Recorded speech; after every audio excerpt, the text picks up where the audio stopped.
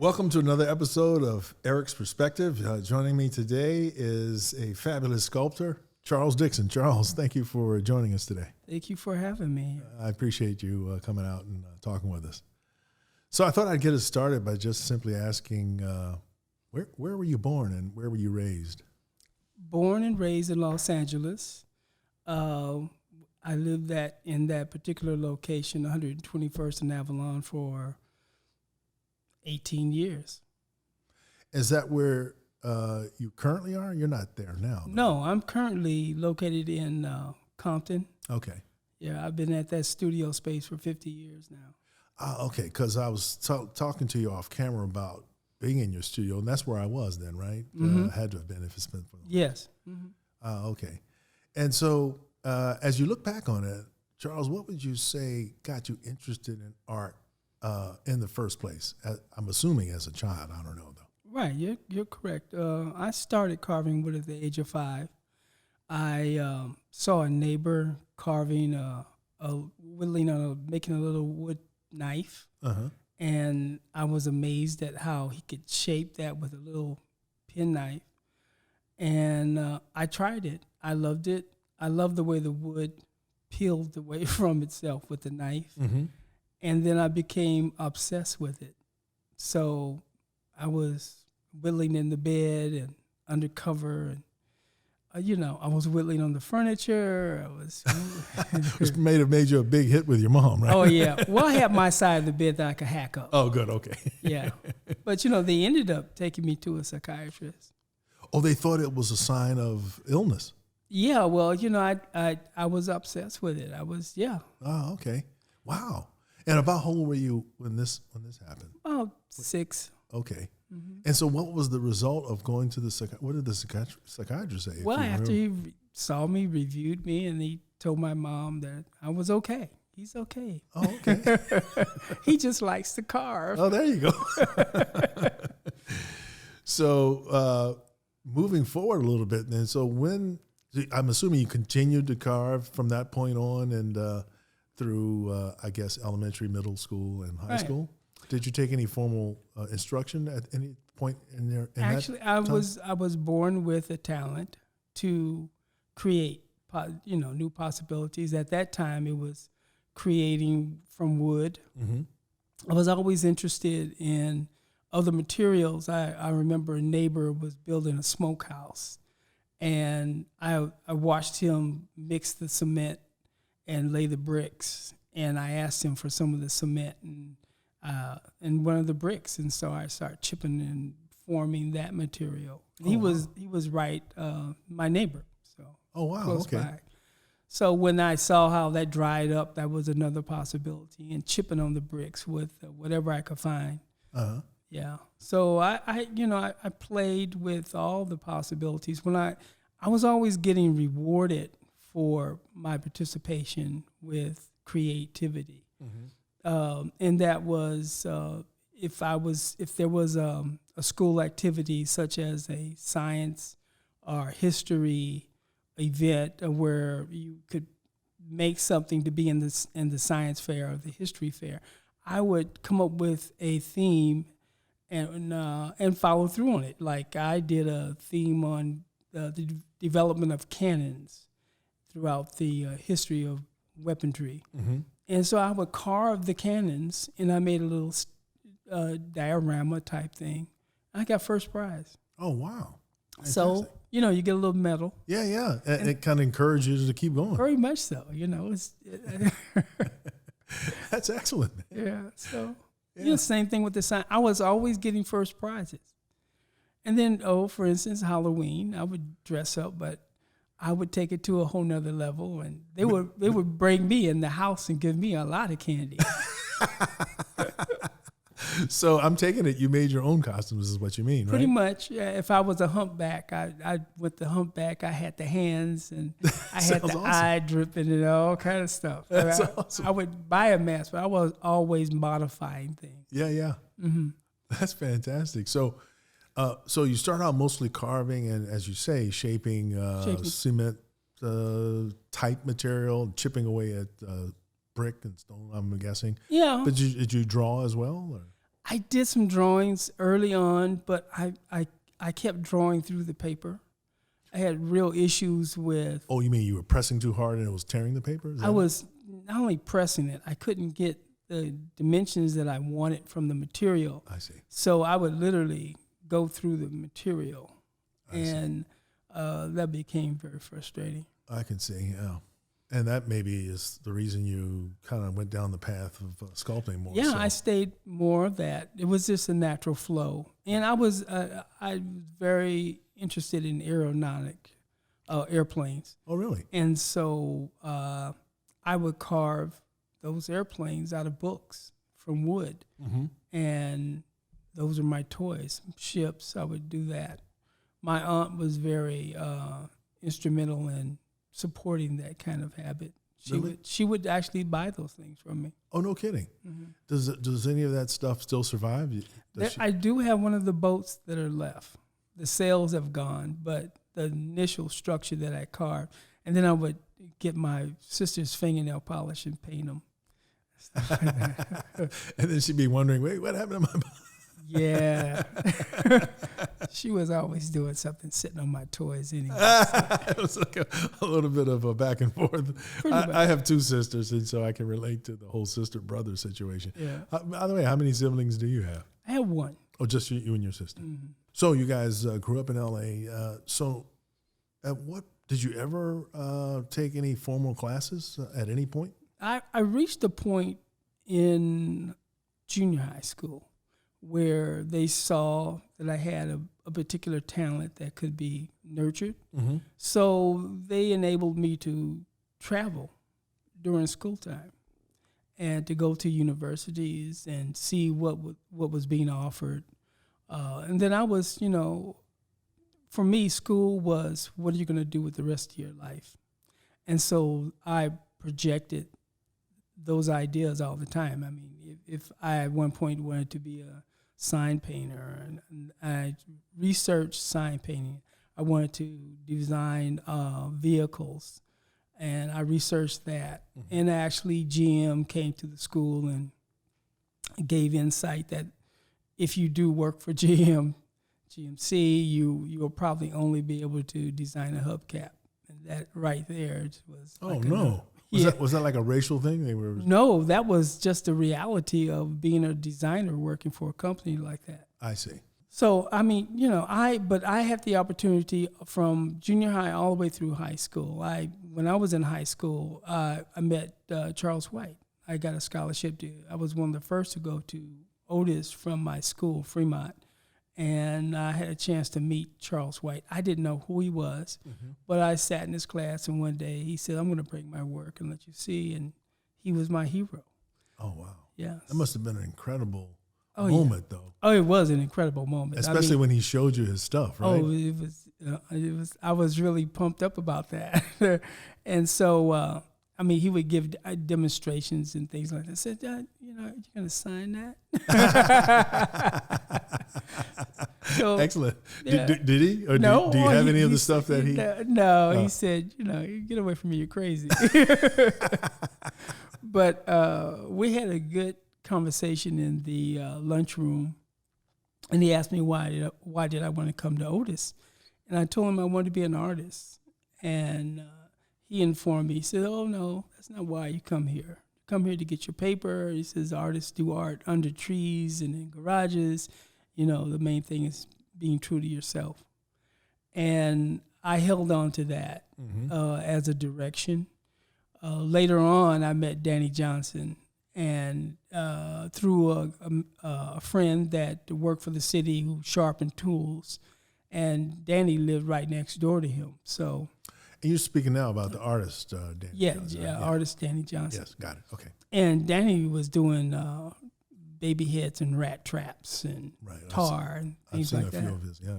Yeah, and I was impressed with his audacity to do what he was doing. Mm-hmm. He was selling to Rockefeller and people like that. And he gave me a lot of directions. He told me to go to Chenard's to learn the politics of art. And did he explain what he meant by that? Politics of art? No, he didn't. But it took me 35 years to understand that. Because, we're going to talk about this a little bit later, but William Pajaud actually went to Chenard, and he talked about his experience there, too. Yeah. We'll get into that later, but I was just curious. So did you ever go to Chenard? Actually, I went to Chenard's before I graduated just to see what they were doing. And I asked to show me the person that is the most advanced doing the last year in college. And there was this guy that was rounding off the corners of a 6x6. Mm-hmm. And that was it. Oh. So I'm carving wood. I'm going like, nah. So I ended up getting a scholarship to go. But the scholarship meant that I would have to paint signs. And I had already said I wasn't going to do that. I see. So you turned down the scholarship and didn't go? I turned down the scholarship and I didn't go. And so I continued to, and actually Danny Johnson left me his studio when he was in L.A., when he went to New York. So it was a loft, and I started that. Mm-hmm. I ended up had a relationship because I got kicked out of that studio. I was scared out by the neighbor who wanted to expand his, because it was a commercial building. I see. And so I ended up just working outside under a tree. Oh, really? Yeah. So it was the most natural place for me to be. Right. I guess so, right? Mm-hmm. Everybody talks about the benefits of natural light. And natural light. Of course, I made too much noise because I was constantly tapping and carving. I see. Yeah. So did you, going back, you talked about Otis and meeting Charles White. So did you go to Otis? No, I didn't. Uh-oh. I actually... You were just looking into it. I was looking into it. I was there for a summer semester. Okay. I actually went back because I had an inroads to it. I mean, I could go on campus. Mm-hmm. But I was experimenting with different types of materials like UltraCal 30 and hemp and fiber and things like that. What is UltraCal 30? UltraCal 30 is similar to a plaster, but it's 10 times harder. It's also used at that time, it was used in development of molds for aircraft industry. I see. And my high school teacher had turned me on to how to make molds and things like that. So I started using those materials. I see. So when I went to Otis, and I'm in the sculpturing room, I saw a lady trying to put plaster over a wire, and the instructor was not paying her any attention. And she would put the plaster on the wire, and the plaster would just drop off the wire. And I was like, doesn't make sense. No. I said, she needs a little direction. So I gave her a tip, and the teacher walked over to me and said, are you in this class? Uh-oh. I said, no, you have to leave. He kicked you out? Oh, he kicked me out. That wasn't the first time I've been kicked out of places like that. So I'm just curious, what did you tell her? What was the tip? I told her that, wrap another piece of wire around the wire, and there was no hemp to be found, but I kind of gave her some instructions about how to adhere, keeping that from falling. Oh, okay. Because you're right about one thing. It's so funny in my experience as an art gallery owner. I was encountering sometimes plaster pieces by artists that were old. They've been done like just a turn of the 20th century and maybe a little bit younger than that, but not much. Mm-hmm. And they were so fragile. Right. And my joke was you could look at it hard and it would chip just by looking at it, right? So I was just thinking about that when you were explaining the benefit of that material. The beauty of UltraCal 30 is one of those materials that you can repair. And I actually did that some 10, 20 years later.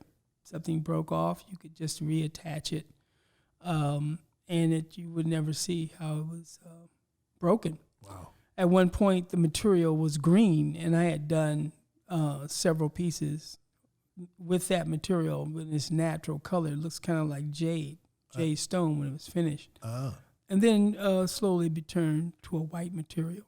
All on its own. Yeah, well, the chemical, no, they changed the chemical. It was probably too expensive to put the dye in it. I see. And so they They made just took it the white. dye out and Yeah. it became white. Did you still use it after they changed Oh, it? yeah. I swore on Ultra Cal 30. As a matter of fact, I taught many classes with hemp fiber, because you could take hemp fiber and a piece of plywood sheet, lay out something with the hemp and string it out, just pretty much form it, let it dry, flip it over, and then stand it up. It's a sculpture. Oh, wow. Yeah. Wow. So it was very versatile material. Do you still use it to this day? I still use it. I actually was going to use it with the project that I'm currently working on, which is Destination Crenshaw, where I do my renderings, and this rendering was going to be 10 feet long, and Ultra Cal 30 is heavy.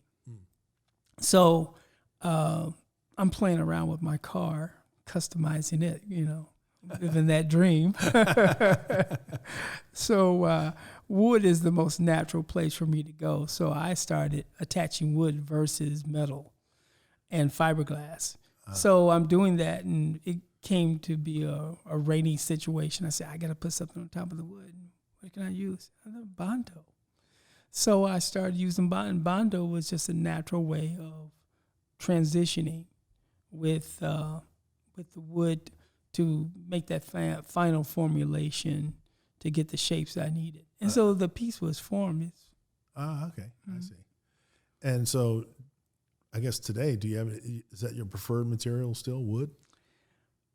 Or it's interesting. I'm at a place where I've spent 65 plus years in developing various techniques and learning different styles of working with materials.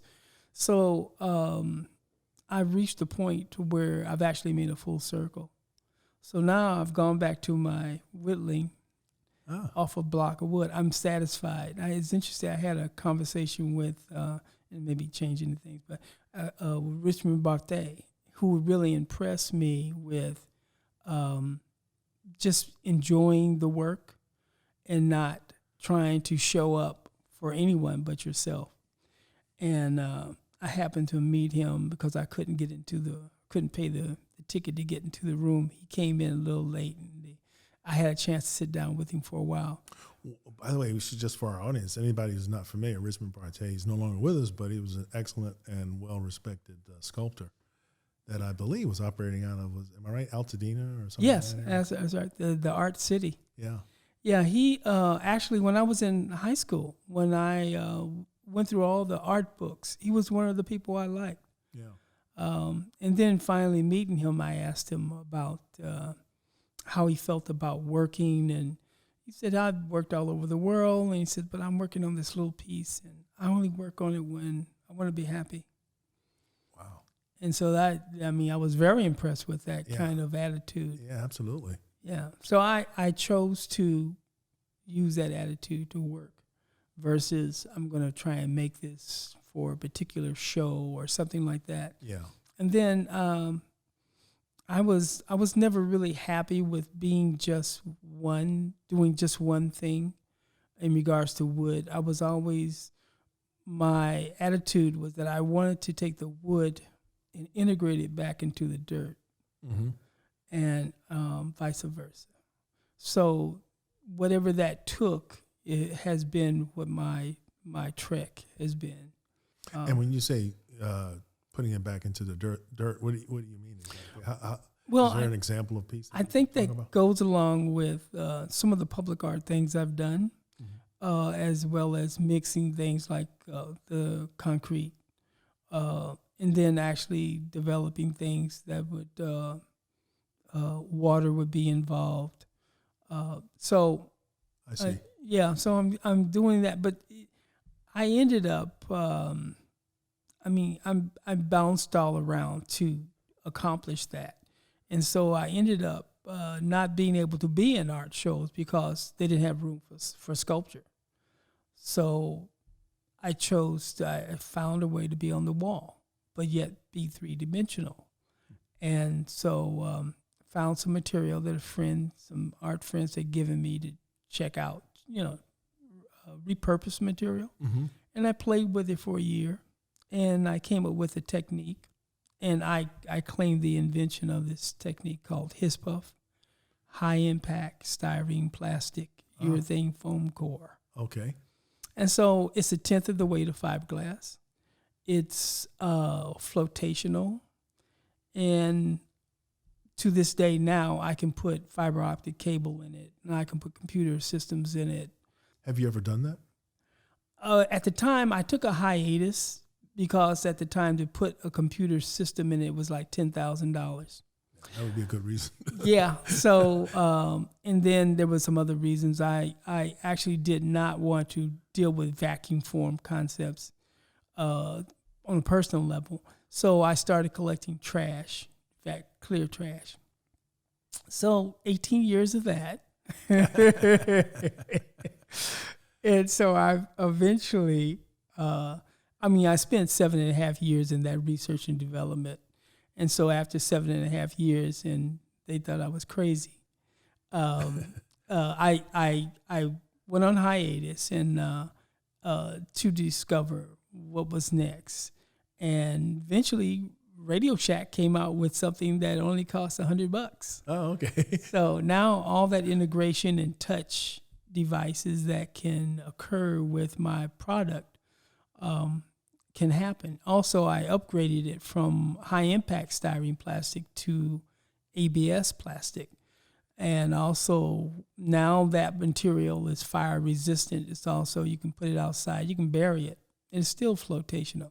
As a matter of fact, we were putting a show up at Craft and Folk Art Contemporary. Anyway. Which is in L.A., right? Which is in L.A. Mm-hmm. A piece slipped out of the handler's hand and hit the floor. It bounced like a rubber ball. Really? And it was not damaged? Not damaged. And that same piece was in a 3-alarm fire and was not destroyed. The fire couldn't destroy it? The fire didn't destroy it either. Wow. And when you say flotational, I'm assuming you mean it can float in water. It can float in water. One of my goals is to integrate solar elements in it to put in servos that would pump water. And it's meant as a work of art, though. It's not. Oh, yeah. It's not meant as some sort of practical thing. Well, there's a lot of pools in L.A. Absolutely. So. It's so funny you say that because a long time ago I was reading this article. They were talking about water shortages, and of course, L.A. technically speaking is a desert. Yeah. And they said at the same time, there's all these well-manicured lawns that require water. And at that time, at least, in the L.A. County, there were over 600,000 swimming pools. Right. Or something like that. It was some astronomical amount. Mm-hmm. But so, yeah, as you say, right, we're in L.A., there's a lot of pools. A lot of pools. So I always saw the possibility of filling a creative need for things to go places where there was a void. Yeah. And that was one of them. Oh, okay. And that was roughly about how long? I'm just trying to put it in some sort of chronological order. I waited like 19 years. Oh, okay. Before I actually claimed I invented it. And as an artist, supposedly the way that you would be called an inventor of a process is that you had to be published, you had to be written about, and those things were done.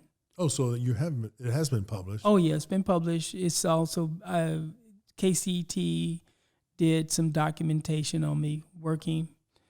Oh, fantastic. Yeah. What about legally? I mean, is it legally? Can you get it trademarked or whatever, a patent or whatever? I never wanted to take it to that particular level. I see. I don't understand some of the ramifications of dealing in the real world.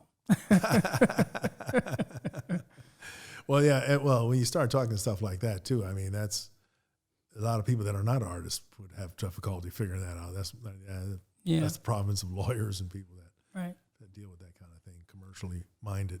But anyway, going back to when you met Charles White and you described that encounter, was that the only time you interacted with him? With him, I think I spoke with him again at Golden State, where I met Bill Pajaud. And let's just say Golden State Mutual Insurance Company on Adams in Los Angeles.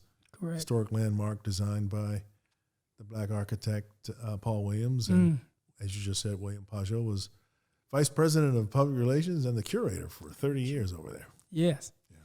As a matter of fact, well, I had a short conversation with Charles. Okay. But then in meeting Bill, he kind of took me under his shoulder. Later years, I became ill, and because I was diagnosed with asthma from 6 months old. Oh, wow. To where I was like 40. Wow. But and today I call myself cured of it. But anyway, I reached a point where I couldn't touch wood anymore, and I saw myself in a bubble. And so I went to Bill Pajaud at Golden State and asked for support, as well as Danny Bakewell with Brotherhood, and to get the components that I needed to survive. And also I became a vegetarian. So people took me in and gave me herbal support. And it helped? And it helped. For a year and a half, I became completely healed of the asthma. Wow. So I went 20 years, I had no problems. But Bill, I did a piece for Golden State, and that paid for, their participation. Danny Bakewell gave me, for the Brotherhood Crusade, gave me some funding. And that was through suggestion with John Ottobridge.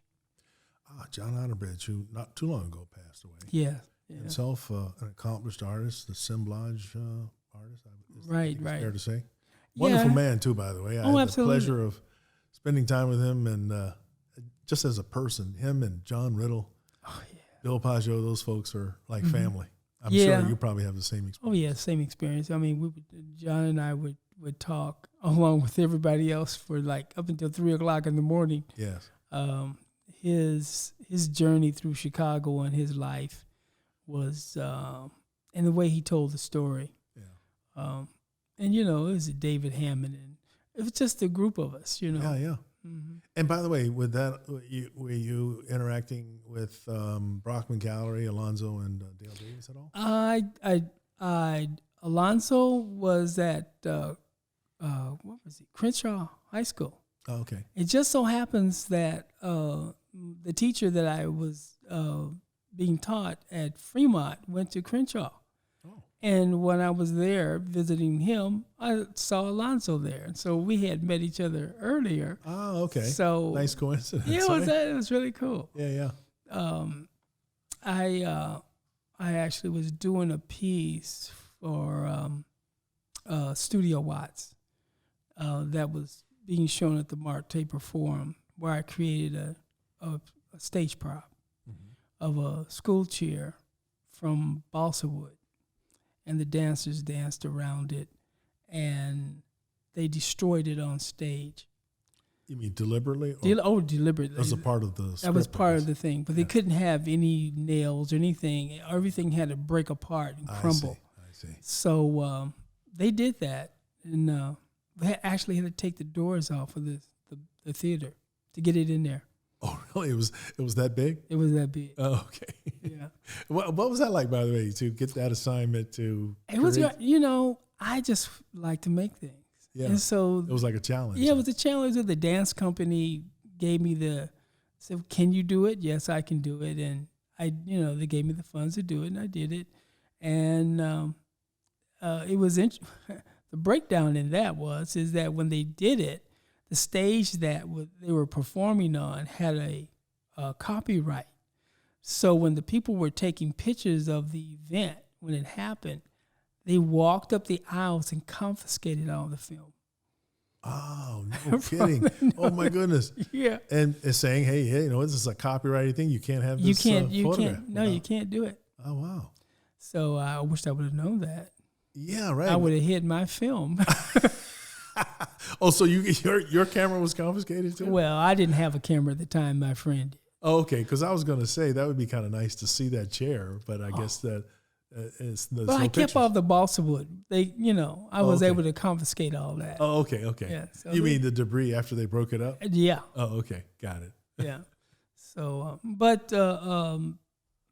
I guess my involvement with various organizations has enabled me to continue to do what I do. Studio Watts was a very important breakthrough for me because I had reached a point after high school. How do you make a living? And I decided to be an artist.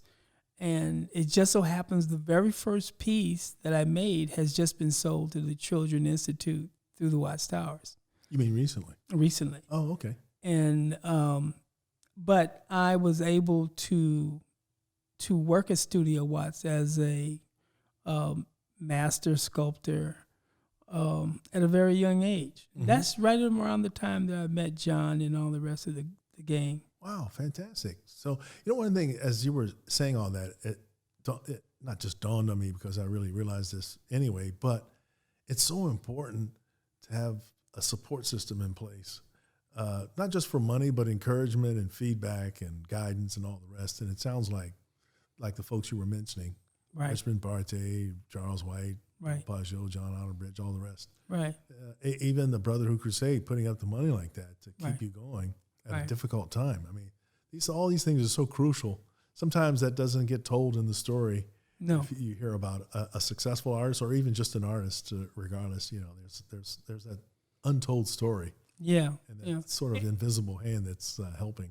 And interesting enough, it gave me because I wore this safety equipment I still wear it, mm-hmm. But I encourage all artists that are working with various materials, with gases and debris, mm-hmm. to wear safety equipment. And what kind of safety equipment do you wear? I started with a Robert Shaw escape mask, and I designed it. I had to do modifications because the compressor that I was working off of created water. So I wore around water traps and oil traps on a belt. I documented all that. Oh, wow. Yeah. So, but I survived through inventing things. So I realized through the process of all these different things I was doing that I was an inventor as well as an artist. Right. And, I think that creativity, people say that I'm not an artist, but creativity is in all of us.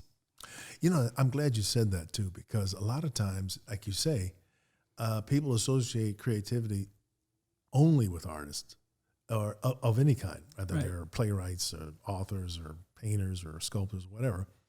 Whereas in science, in just about every occupation or avocation, it does require some creativity.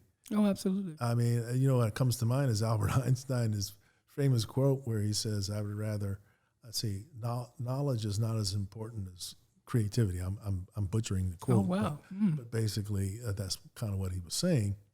And I think it's good. It's not a bad thing about knowledge, but creativity is also very necessary to break new ground and to solve problems. Right. And it's also, it's a tremendous healing tool that we have. Yeah. It hooks us into our spiritual self. Yes. Yeah, I discovered through my years of creating new possibilities that those things that I was creating were bringing people in to have that conversation. Mm-hmm. And it was very important to me to have that conversation because I always felt that it was important that other people knew who they were mm-hmm. on a spiritual level. Because I'm a conduit. I don't claim the ego trip of what I do. It's beautiful when my hands are working and this energy is coming through. It's I see my hands moving, and it makes me I'm enjoying the ride. That's fantastic to hear. Yeah, absolutely. Wow. So it's funny you were talking about safety. It reminded me what Bill Pajaud said, his close friend, John Scott. Oh, yeah. He loved working with metal, and I guess he didn't have the proper safety or whatever, and those little bits of metal, I guess, were instrumental in Right. him passing away. I mean, he got in his lungs and so forth. Well, there's a Remember gas. There's a gas that comes off of the welding stick Yeah. or the welding rod. I got into using a MIG welder, which has a rod that comes through and it ignites plasma cutters and things. But all that stuff creates a gas, and then you have a flash. I was not able to weld or do any of those things when I was married. I was married for 47 years. My wife has transitioned, but she wouldn't let me weld or do any of those things until I had gotten the proper equipment. I see. And because of the safety concerns, right? Yeah, because also my eyes have been. I've had 2 cornea transplants, so I had to be very protective of my eyes. I see. And even to this day, I just have practiced. I have some of the best equipment. I mean, I dress up and I look like a spaceman when I'm working. But at least you're safe. That's the best part. Oh, I'm safe. I mean, I'm very comfortable. I like being comfortable and armored up.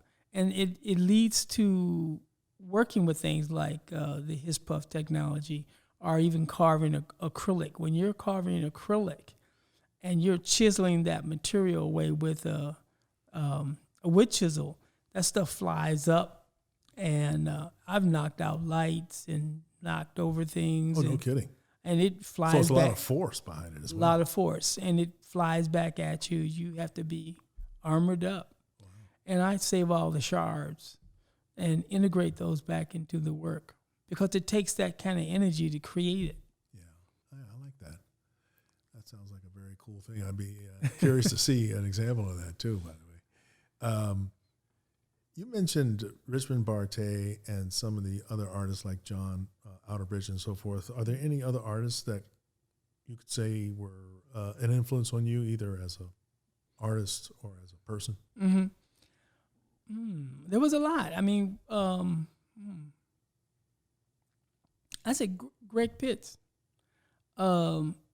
He actually worked in my studio for a short period of time when he was going to Otis. And, he's an LA-based artist anyway, for right. folks who... He's going through some challenges. Yeah, he's got health issues. Health challenge, yeah. There's,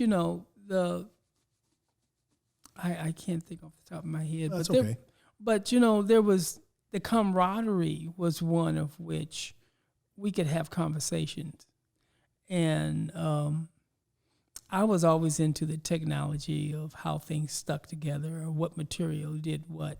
So I would love to share information about how this works or how that works.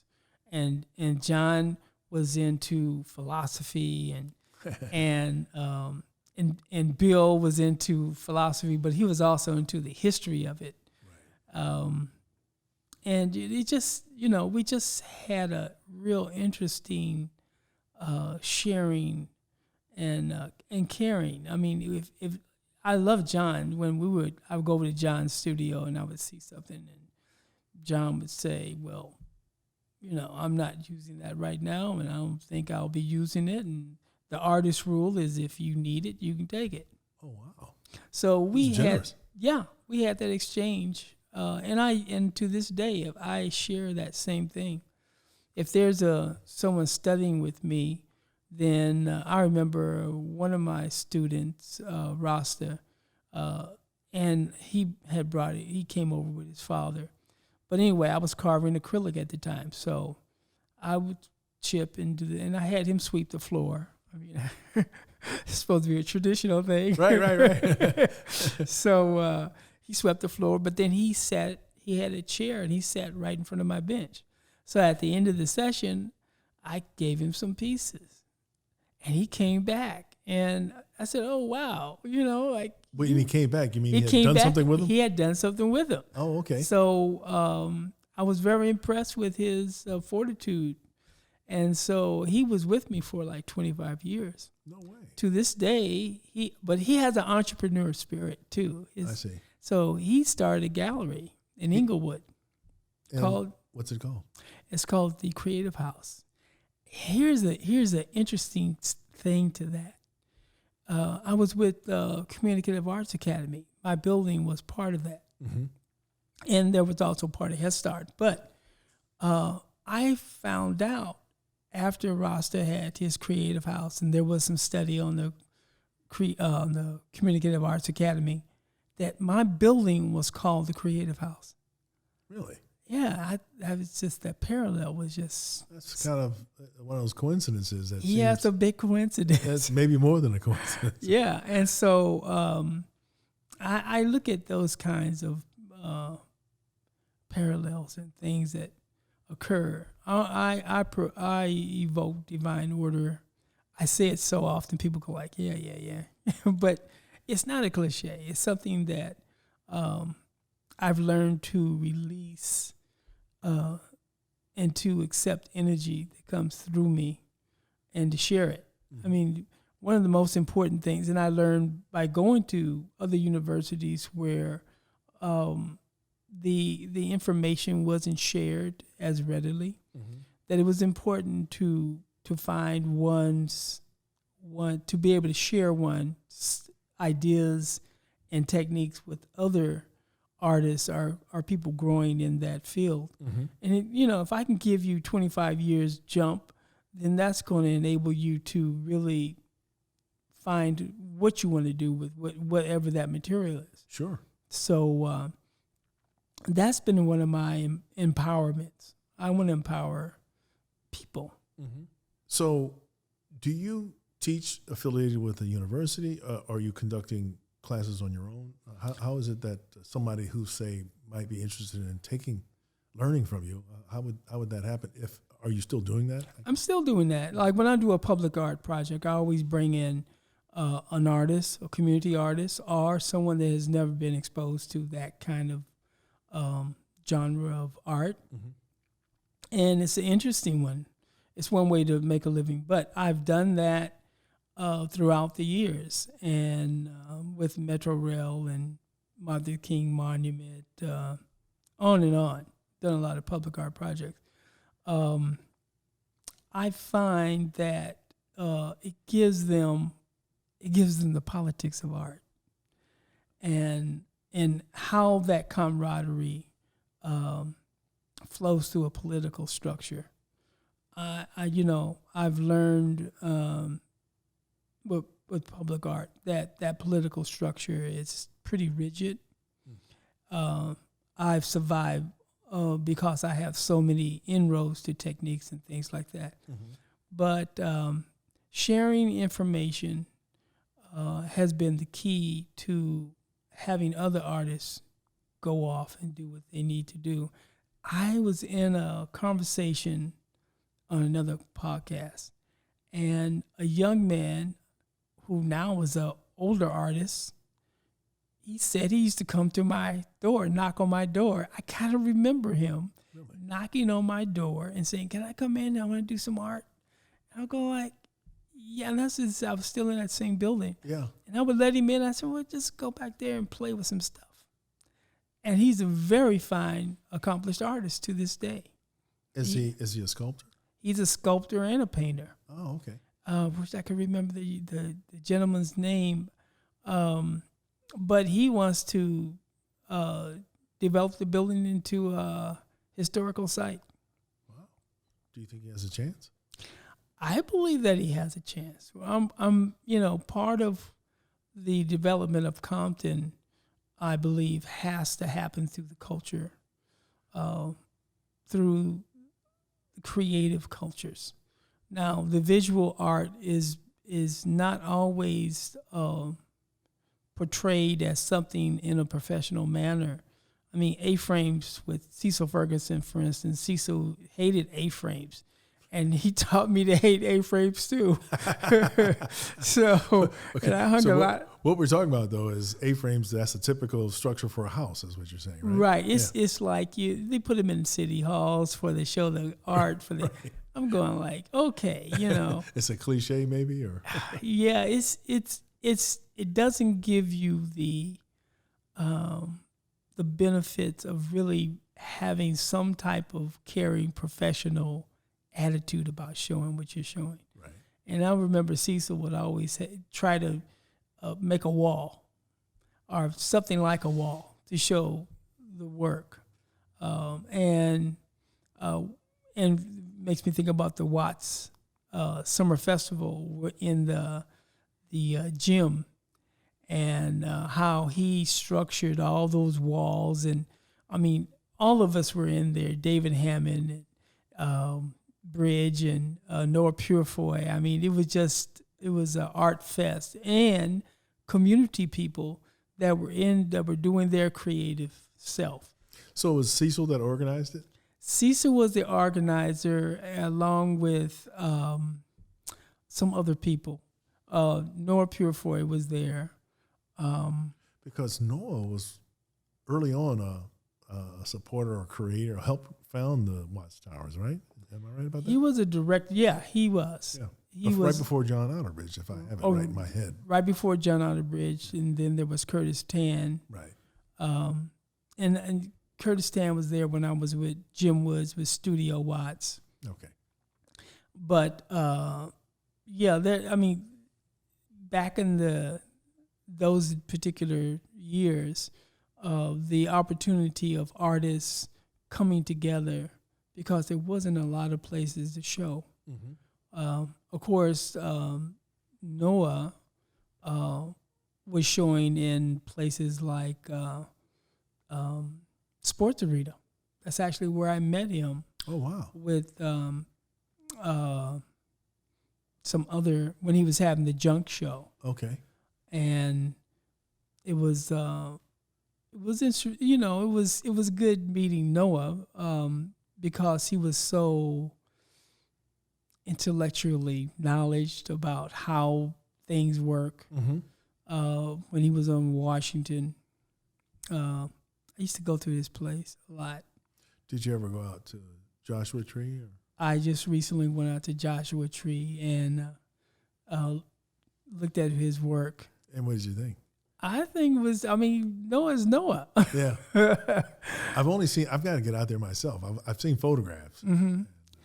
I actually, I went out there once with the Watchtowers. Okay. And one of the people that helped Noah build some of those things was saying how Noah got up early one morning and said he had watched Hang 'em High. The Clint Eastwood movie. Yeah. So he said he made him watch the movie. And then the whole movie? The whole movie. And then he said, see, that's what we're going to build. So they were like, what? So he built this platform that, and it's almost exact to the movie. And it's out there. I was going like, wow. Oh, now I'm really curious. I got to go out there and check this out. Yeah, sure. I mean, it's really interesting. He played a lot with all kinds of shapes and forms and repurposing things. Yeah. Yeah. I was curious, by the way, did you ever play around with making bronzes? Oh, yeah. My very first bronze was a little mouse with a cape. It was a storybook character. Oh, so how long ago was that by? Oh, my God. That was like early on in your career? Yeah, pretty much like 60 years ago. Oh, okay. Yeah. And Danny Johnson had turned me on to his financier. Oh, okay. And said this guy would help you through the years if you needed some help. So that's what I did. And so he sponsored the first little bronze piece. And by the way, we should let everybody know, if you're not an artist that's ever been through the bronzing process, that's kind of expensive. You got to go through a foundry right? Very expensive. Yeah. So interesting enough, the foundry that I cast that first mouse is still the foundry that I go to. Oh, really? Yeah. So I'm like family with these people. So they're casting a stainless steel figure, 3 figures for me. As we speak? As we speak. Oh, wow. Okay. But that whole process was part of actually when I was in high school, because I learned how to make molds. Mm-hmm. So now I was able to work with waxes and then take those waxes to the foundry and then Bill, who was the foundry owner at that time, showed me the technology behind engineering so these things wouldn't blow out. I think I know who you're talking about. This is down in Hawthorne, right? Yeah, right. Yeah. Right. Yeah. And he did a lot of stuff for Barthay and Samela Lewis. And oh, yeah. I was put in touch with him. Artist Lane. He did stuff for Artist Lane. Artist Lane. Yeah. And I Wait, met... what's Bill's last name? I'm blanking out on it. Pajaud? No. Yeah. I'm blanking out, too. Yeah, the foundry guy. Right. His Super son... cool guy. And his son took over? His son has taken over. Okay. And, oh, God. Anyway, yeah, right. I'll think of it later. Yeah. It was killing me. I could still see him in my mind's eye. I know. I met him on more than one occasion with artists. I know. It was he was such a help in enabling me to get into the bronze industry. Because like Tina Allen, I met her when I was going there. And Tina actually turned me on to the business of selling bronzes. Yes. And Tina would always come in and she says, "Oh, a black man with a smile." Tina, I remember Tina very well. Man. Yeah. Tina, sadly, I mean, she was only in her early 50s when she passed away. I really am sorry. But she was, I remember once she was doing a demonstration at the Crenshaw Baldwin Hills Plaza for Black History Month. Mm-hmm. She was literally molding clay and explaining the process of turning something into bronze. Yes. It was a real benefit to anybody who took the time to stop and talk to her and watch her work. She was great like that. Yeah. Unfortunately, we talked about the safety and what have you that goes in. I remember I'm at the foundry and I walk in and I'm wearing contact lenses. Uh-huh. So Tina was working on this man-made wax. It's a new product but Tina smoked. But not only that, she was using a heater, and this wax in this combination was putting off a gas. Oh no! So when I walked into the foundry, both my contact lenses slipped out of my eye. Oh my God! Because it was so fumy, and I was like, and that's scary. Yeah, and I brought it to people's attention that I use Roma clay, and I can heat it up, and you don't get a gas off of it. I see. But there was this self-made oil product with talcum powder that was mixed, and it created a gas. I mean, that's the cheap man's way of doing it. Sure.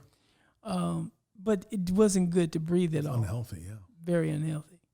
But she was very instrumental, and Tina was extremely talented with looking at you, and she could mimic what you look like. Kind of like Artist Lane could do the same too. Oh my God, it's scary watching Artist Lane. Yeah, she did a bust of President Obama, for example, and I swear to God, I thought the bust was going to start talking to me in the voice of President Obama. Yeah. And I think some of that is just not just mimicking what she sees, but you spoke about spirit. Yes. Some kind of way she was able, in my opinion at least, she was able to infuse the spirit thing, She was that's an intangible thing. Conduit. That made it a lot different than if it was just simply, something that was done to imitate what she was seeing. Yes. It was a little more than that, I think. Oh yeah, she was a good conduit. She was a good listener. Yeah. And I think she's in her 90s. She is in her 90s. And she's still going strong. Yeah, she's recorded one of these podcasts with us. Oh, okay, great. I was very fortunate. This was just recently.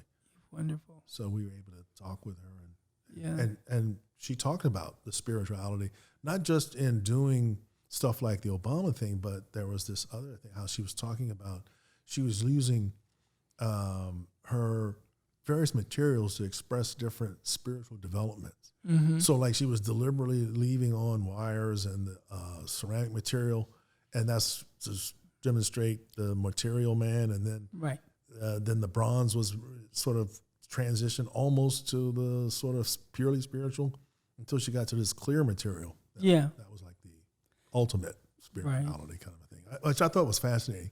But it goes to your point about, an artist not just being technically proficient, but spiritually connected, I think. She tapped into the whole process of the bronze casting. there's a point where there's a mold made, and we've been able to see master mold makers, and these guys do things with edges to keep the molds locked up. And artists saw the opportunity to use some of those designs within her work, as well as in the cleaning of the bronzes. They have this investment shell that has to be knocked away. Right. So she saw the beauty in leaving some of that on, and then working in making it permanent. Yes. And so it's good to see someone that watches process and includes that process, and then brings that story of the process into that finiteness of creativity, of understanding that this is how it works, but look where it takes you. Exactly. And another thing I noticed too is just to kind of make it into a symbol. Yes. So it now becomes something more than just what it is. It's symbolically something else too. That's right. Yes, I think exactly. that's very. I think she led the way. I've never seen anyone really do it like she did. Neither I. When she she had started doing it back in the 90s, as I remember. Yes. So it's not anything new, but I just admired her for that. Yes. Yeah. Yes. But so back to you, man. So all right, what kinds of things are you working on now today? Today, I've been really blessed to work on, as you know, I've done a lot of public art projects. So I bidded for Destination Crenshaw 4 years ago. Okay. And went through all the processing. Eventually, I was chosen. Congratulations, by the way. Thank you. And so I submitted a piece because I wanted to deal with the lowriders that went up and down Crenshaw Boulevard. Mm-hmm. So my first concept was to make 3 lowriders jump up in the air and create it like a pyramid shape. You mean they were literally, so it's kind of kinetic. It literally moves? Well, no, no. Okay, but it's just symbolically. But symbolically, they would jump up. Got it. And they would touch, and then you could walk underneath. But they were going to be 35 feet. I see. In height. I see. And I was informed that they didn't have enough foot space for it. Okay. So then the question was, what's plan B? So I'm going, plan B. Didn't quite have a plan B at the time, right? Yeah. So plan B, suddenly I saw a daisy or one of those little things that you blow on and it makes into a whole bunch of pieces. So I thought, I put the cars like a flower. But they're going in and coming out. Oh, okay. And they create this little bundle on a stick. Okay. Oh, interesting, they said. Uh-oh. I know from experience, whenever somebody says interesting, it means they don't particularly care for it, or is maybe not. Well, they actually liked it. They liked it, okay. And so I said, okay. And they said, well, when can we see it? And I knew drawing something like that is just too ambiguous. Yeah. So I always make models. So I made a model, showed it to them. They were like, okay. They liked it. They liked it. Okay. So I'm in a meeting with them, and someone had suggested, it'll be cut down. Let's see it shorter. So in the meeting, before the meeting, I said, it's going to look like a carousel. Yeah. So I took one of the elements that I work with, the ancestral voices, and I put it at the base of it to bring in the cultural element. And in the meeting, they said, no, we want it up in the air. So I said, okay. And they had already computerized it, and we're looking at a screen, and they're showing my work all blown up in position and everything. Oh, wow. So I was impressed with that. And then so they said, well, how are you going to make it tall again? So I thought about my Sinifu figures that I've been using for the last 35, 40 years, and I suggested that, and they looked it up, and they said, we like that. And so I let them know it wasn't in my budget. In other words, they got to fork over some more money. Yeah, so that's not in my budget. But they liked the idea. Did they agree? They agreed. They said, well, let's see what you can do with it. So I made another model. Okay. And they left it. Oh, okay. So that's what you're going to work on. That's what I did. And you did it? Oh, I did it. Okay. I've done it. Okay. I was approved. I went through all kinds of screening and engineering, because the questions of engineering, how you're going to keep that in the air. Right. So by using the 3 ceneful figures like I did, I made a tripod out of them, and I locked them in elbow to elbow.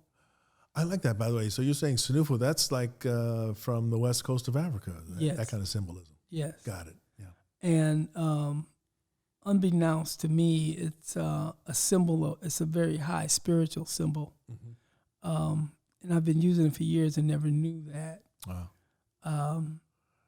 I saw it in the Ivory Coast, by the way. I'm sure it's in other West African countries too, but it was kind of prevalent in Ivory Coast. Mm-hmm. I've never seen one 10 feet tall. I have never seen one that big either. Made from stainless steel. Oh, wow. And is that what they're doing now? You were mentioning earlier. That's what I did a rendering, and that's where I got into the Bondo, where I could actually move this 10-foot thing. Okay. If I would have used the Ultra Cal 30, it would have weighed 300 pounds. Oh, right. So this way, the other way, I rendered it and got it done and gave it to the foundry. They chopped it up in pieces, which when they did that, inspired another whole body of work. Oh, wow. So I'm looking forward to getting those pieces and developing some ideas with that. That's awesome. And so they made molds, and they cast them in stainless steel, and now they're in the process of polishing them because they're being polished like a bumper on a car. Oh, okay. So they've done most of that, and so they're assembling the pieces as we speak. Oh, okay. And they'll end up on Crenshaw. Basically. They'll end up on Crenshaw. They built a park, Sankofa Park. Right. And it's in the shape of a wedge. And the piece will be at the very sharp end tip of the wedge. Okay. Listen, everybody out there listening and viewing, be on the lookout for that for sure. Mm-hmm. Do you know about how long it'll be before they have it? We'll have it in the ground this time next year. Oh, okay. So about a year from now. Yeah, and by the way, it'll also have fiber optic cables going from the heads into the car lights. So the lights will light up? The lights will light up. Oh, man, that sounds very cool. Yeah. Fantastic. So you'll see those rods at night reflecting. You get things, I do things sometimes that have not been done necessarily. Right. And so you get a lot of kickback from it. From the lighting company would say, "Oh, we used to LEDs." I said, "Well, now I want fiber optic rods." I see. They kind of push back a little bit on it. Oh yeah, but you have to. I always use the expression, "I paid the cost to be the boss." There you go. Excellent. Well, listen, man. I just want to say once again, thank you so much for spending some time talking with me on this podcast. I greatly appreciate it. Oh, lovely. And thank you for sharing your perspective. I really appreciate it. And so everybody out there, don't forget, tune in to Eric's Perspective, and don't forget to subscribe. Thank you. Thanks, man. All right, Eric. Thank you.